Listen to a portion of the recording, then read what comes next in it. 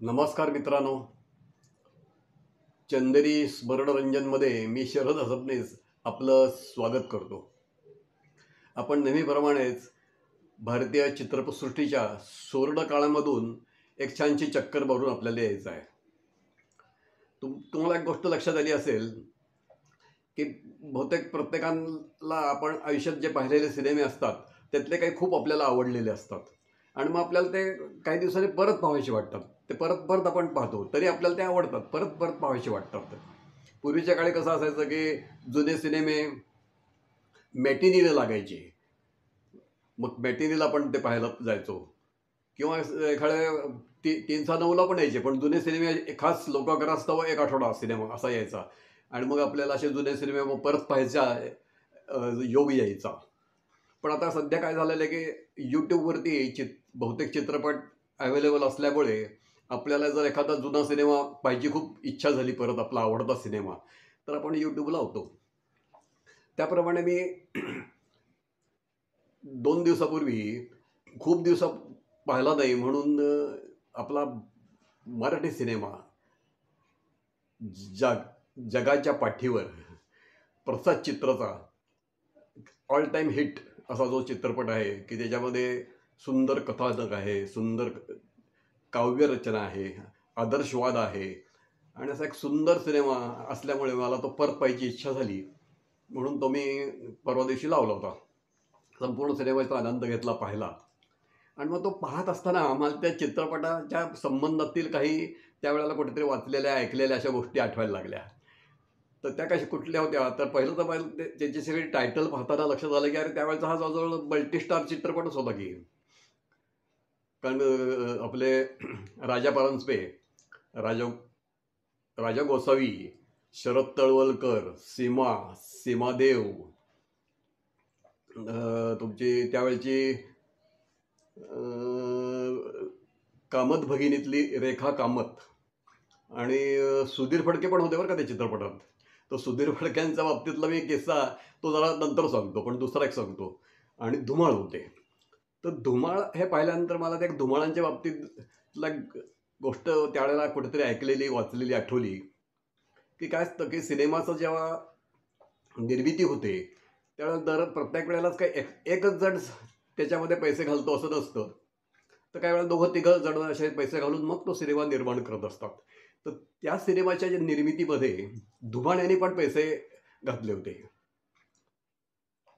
तर धुमाळाने जेव्हा त्याची जी सगळी कथा ऐकली तेव्हा ज्या राजा परांजपेंनी जो रोल केला आहे तो रोल त्यांना इतका आवडला की ते त्या रोलच्या प्रेमातच पडले आणि म्हणले की नाही, मला हा रोल मीच करणार म्हणून आवडून बसले ते.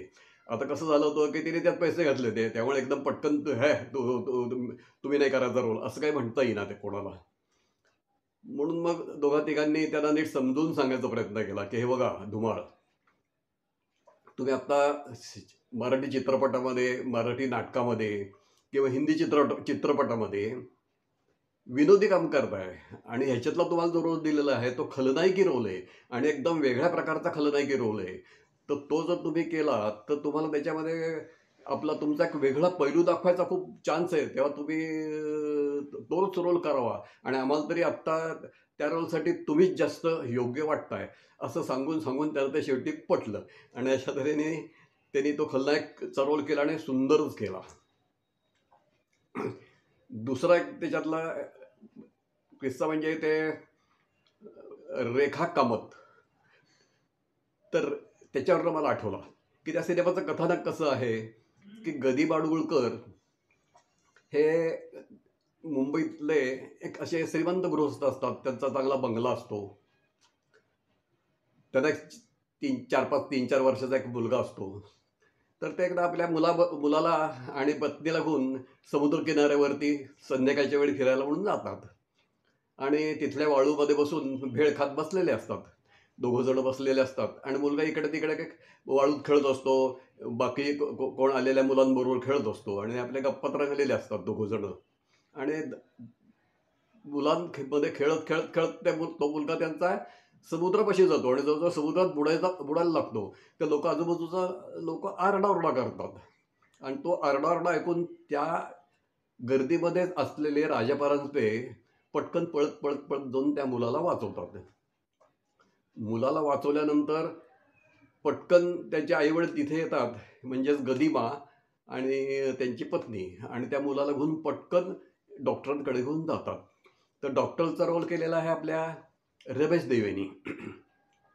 रमेश देवांकडे घेऊन जातात आणि रमेश देव त्या मुलाला योग्य रीतीने त्याला ट्रीटमेंट देऊन त्याच्यातून मुलाला वाचवतात आणि सांगतात की अगदी तुम्ही फार योग्य वेळी आलात, जर थोडासा जरी उशीर झाला असता तर काही खरं नव्हतं. तर या गोष्टीमुळे नंतरच्या गदिमा डुळकर रमेश देव यांचा सत्कार करायचा एक कार्यक्रम करतात आणि तो त्यांच्या बंगल्यावरतीच करतात. सगळ्या माणसांना, त्यांच्या चिरपरिचितांना बोलवतात आणि रमेश देव डॉक्टर त्यांचा तिथे सत्कार समारंभ होतो. आणि तो सत्कार समारंभाच्या वेळी एका गाण्याचा पण त्यांनी गाणं पण अरेंज केलेलं असतं. गाण्याचा कार्यक्रम तिथे ठेवलेला असतो. तर ते गाणं म्हणण्यासाठी ज्या बाई आलेल्या असतात तो रोल रेखा कामत यांनी केलेला आहे. ते गाणं कुठलं होतं? का हो धरिला मजबर राग.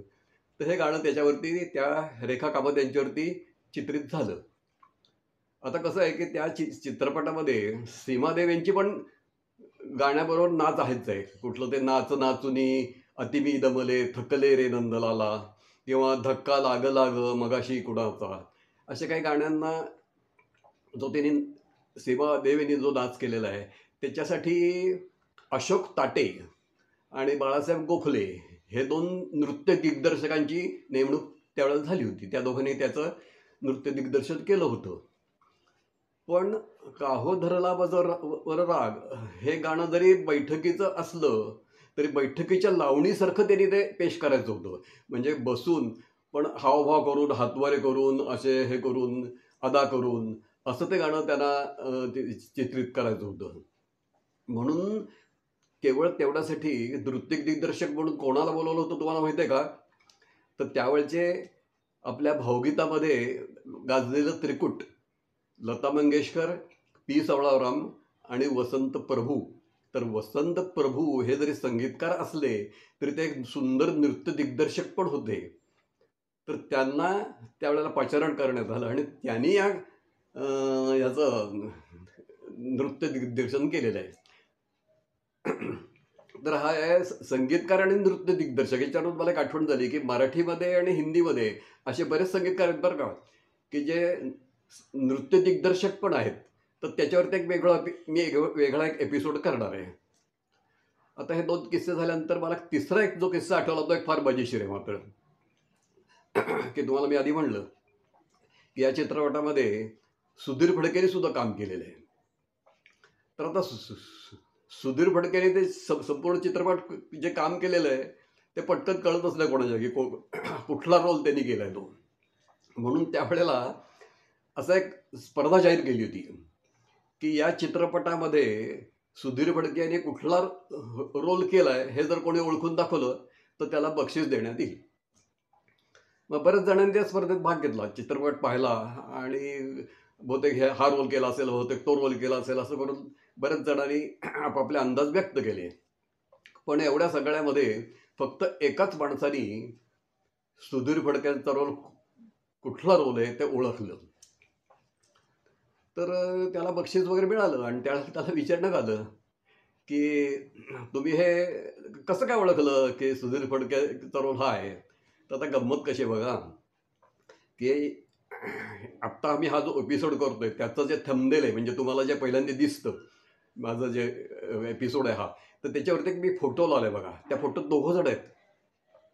तर डावीकडच्या बाजूला जे आहेत ते आहेत अण्णा जोशी, म्हणजे बेस्ट रिदमिस्ट, सगळ्या प्रकारचे तालवाद्य वाजवणारे, की ज्यांनी नंतर सरगम चित्रपटामधलं डफलीवाले, डफली बजा वगैरे जी सगळी गाणी आहेत त्या सगळ्या गाण्याचं स्वतः डफली तर वाजवलीच आहे त्यांनी, पण त्याचे अरेंजमेंट की कसा ताल असावा, कुठे थांबायचं, कुठे तिरकीट घ्यायची वगैरे हे सुद्धा अण्णा जोशीनेच केलेलं आहे. तर ते डावीकडचे ते अण्णा जोशी आहेत आणि उजव्या काठचे जे दाढी वगैरे असे लावलेले जे आहेत ते सुधीर फडके आहेत. तर ते दाढी लावलेलं मिशा दाढी असं ते लावलेलं कोणाला ओळखूच आलं नाही. तर त्याने काय सांगितलं आणि मग त्यामुळे व्हायचं काय, त्यावेळेला सुधीर फडक्यांचे गीत रमणाचे कार्यक्रम, भावगीतांचे कार्यक्रम, गाण्याची रेकॉर्डिंग ही सतत काम कुठेतरी चालू असायची. आणि त्यावेळेला हे रिदमेश अण्णा जोशी आणि सुधीर फडके यांची जोडीच झाली होती. म्हणजे कुठेही दिसले तरी जोडीनेच दिसायचे, सगळीकडे बघावं तिकडे आपली ती जोडीच. तर त्या स्पर्धकांनी काय सांगितलं की मी अण्णा जोशीला ओळखलं आणि मी म्हटलं की अण्णा जोशी आहेत त्यांच्याबरोबर कोण असणार आहे, अण्णा जोशींची ती जोडीच आहे, म्हणजे अण्णा जोशींच्या बरोबर असतील ते सुधीर फडकेच असणार. अशा प्रकारे म्हणे सुधीर फडकेला ओळखलं. तर हा तिसरा किस्सा. तर जगाच्या पाठीवर सिनेमाच्या मागच्या या 3 गोष्टी मला काल सिनेमा बघताना आठवल्या, त्या म्हटलं आपण सांगाव्यात, त्या मी तुम्हाला सांगितल्या. नमस्कार.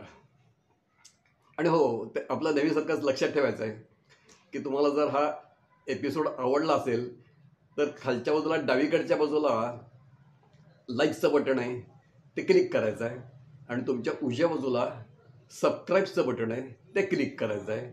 आणि तुमच्या मित्रमैत्रिणींना, चिरपरिचितांना हा एपिसोड पाठवायचा आहे, म्हणजेच फॉरवर्ड करायचा आहे. नमस्कार.